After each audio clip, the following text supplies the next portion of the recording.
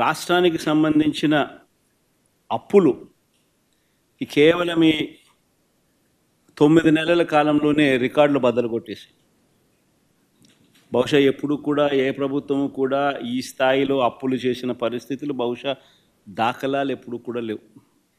ఆ స్థాయిలో రికార్డులు బద్దలు కొట్టేశారు. 9 నెలల కాలంలోనే బడ్జెటరీ అప్పులే, అంటే with in the purview of FRBM పరిధిలోకి వచ్చే బడ్జెటరీ అప్పులు, అంటే public account and public debt అప్పులే అక్షరాల ఈ 9 నెలల కాలంలో 80,827 కోట్లు.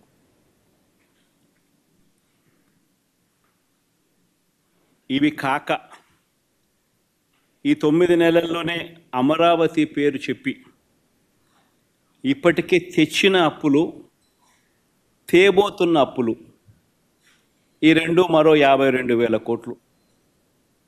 World bank and ADB, Asian development bank, world bank నుంచి 15,000 కోట్లు, KfW జర్మనీ నుంచి 5,000 కోట్లు, హుడ్కో నుంచి 11,000 కోట్లు, CRDA ఏకంగా కమిట్ అయిన అప్పులు, అంటే కమిట్ అయినారు, మరో 21,000 కోట్లు మేము రేస్ చేస్తామని చెప్పి. సో చేసిన అప్పులు, చేయబోతా ఉన్న అప్పులు, రాజధాని పేరు చెప్పి మరో 52,000 కోట్లు. ఇవి కాక మార్క్ఫెడ్, సివిల్ సప్లైస్ కార్పొరేషన్ల ద్వారా మరో 8,000 కోట్లు, APMDC ద్వారా తేబోతున్న అప్పులు మరో 5,000 కోట్లు. అన్నీ కలిపితే ఏకంగా తీసుకొచ్చి నా అప్పులు, చేయబోతున్న అప్పులు ఏకంగా 1,45,000 కోట్ల పైమాటే. ఇది నిజంగా ఒక రికార్డు. ఇది ఇంకో రికార్డు. ఎవరు బద్దలు కొట్టలేనంత పెద్ద రికార్డు. ఇన్ని అప్పులు చేసిన సూపర్ 6, సూపర్ 7 ఇచ్చారా? పేదలకు ఏమైనా బటన్లు నొక్కారా? అందరూ ఆలోచన చేయాలి. పోనీ కనీసం మా ప్రభుత్వం గతంలో అమలు చేస్తూ ఉన్న పథకాలు ఏమైనా కొనసాగుతూ ఉన్నాయా?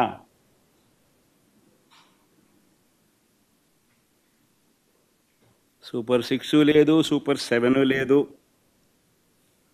మా ప్రభుత్వం అమలు చేస్తూ ఉన్న, గతంలో అమలు చేస్తూ ఉన్న పథకాలు పిల్లల చదువులకు అవసరమైన పిల్లల చదువులను ప్రోత్సహిస్తూ, ఆ తల్లులను ప్రోత్సహిస్తూ, ఆ పిల్లల చదువుల కోసం, ఆ తల్లుల కోసం ఇస్తూ ఉన్న అమ్మఒడి, పాయే,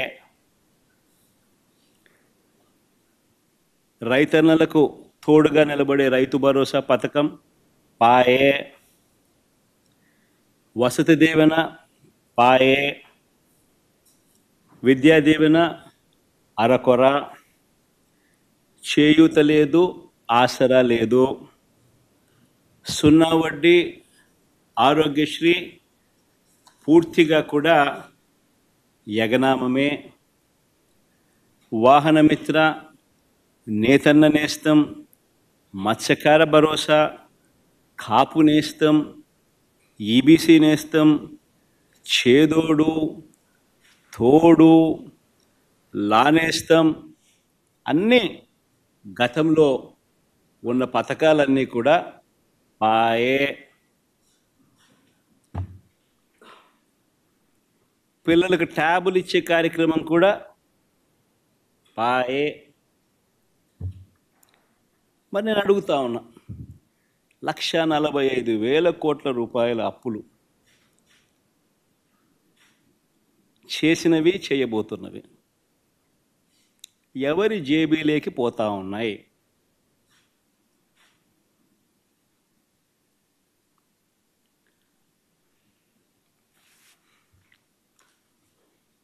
ఈ 9 నెలల కాలంలో పోనీ ఉద్యోగాలు ఎంతమందికి ఇచ్చారు, ఉద్యోగాల పరిస్థితి ఏమిటి అని కూడా కాస్త ఒకవైపు నాటివైపు చూస్తే, ఒక్క కొత్త ఉద్యోగం ఇచ్చిన దాఖలాలు లేవు, కానీ ఊడగొట్టిన ఉద్యోగాలు మాత్రం ఏకంగా 2,60,000 ఉద్యోగాలు, వాలంటీర్ల ఉద్యోగాలు పూర్తిగా తీసేశాడు. 18,000 మంది బ్రేవరీస్ కార్పొరేషన్లో 18,000 మంది వాళ్ళ ఉద్యోగాలు పాయే. 2,60,000 మంది వాలంటీర్ల ఉద్యోగాలు పాయ. బ్రేవరీస్ కార్పొరేషన్లో మరో 18,000 ఉద్యోగాలు పాయ. ఫైబర్ నెట్, ఏపీఎండిసి, ఫీల్డ్ అసిస్టెంట్లు, వైద్య ఆరోగ్య శాఖ, ఇలా ఆయా విభాగాలలో వేల సంఖ్యలో ఉద్యోగాలు పూర్తిగా తీసేశారు. ఇవన్నీ ఒక ఎత్తున గ్రామ వార్డు సచివాలయాలలో సైతం పనిచేస్తూ ఉన్న ఉద్యోగస్తులను కూడా, వారిని కూడా సచివాలయాల నుంచి వాళ్ళందరినీ కూడా డిస్లొకేట్ చేసి గవర్నమెంట్ రంగంలో మిగతా డిపార్ట్మెంట్లలో ఎక్కడైనా వేకెన్సీస్ ఉంటే అక్కడ వాళ్ళని సరిదేసే కార్యక్రమం మొదలెట్టాడు. సో ఆ ఇచ్చే ఉద్యోగాలు కూడా పూర్తిగా కుదించే కార్యక్రమం. వాలంటీర్లనైతే ఎలా మోసం చేశాడో మనం అంతా చూసాం. ఎన్నికలకు ముందు వాలంటీర్లకు 10,000 జీతం అన్నాడు. 10,000 బాయ, వాలంటీర్ ఉద్యోగం ఉన్నది బాయ. పోనీ ఉద్యోగస్తులనైనా అంత బాగా చూసుకున్నాడంటే వాళ్ళను మోసమే. ప్రభుత్వం వచ్చిన వెంటనే ఆయన మేనిఫెస్టో ఒకసారి చూస్తే, ఆయన మేనిఫెస్టో ఆయన ఇచ్చిన 143 హామీలు ప్రభుత్వం వచ్చిన వెంటనే అయ్యారన్నాడు. ఇంటరిమ్ రిలీఫ్ ఇంతవరకు 9 నెలలు అయింది. రూపాయి పెంచింది, రూపాయి ఇచ్చి పుణ్యం కట్టుకున్న పాపాన పోల. 9 నెలలు అయిపోయింది. ఉద్యోగులకు మెరుగైన పిఆర్సీ అన్నాడు.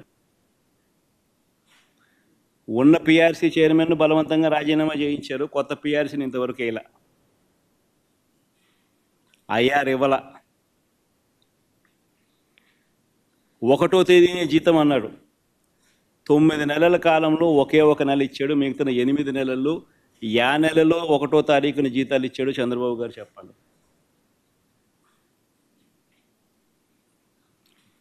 3 DL pending, travel allowances pending, surrender leave pending, medical reimbursement అన్నీ పెండింగ్. చివరికి ఉద్యోగస్తులకు సంబంధించిన జిఎల్ఐలు, జీపీఎఫ్లు కూడా తాను వాడేసుకుంటా ఉన్నాడు.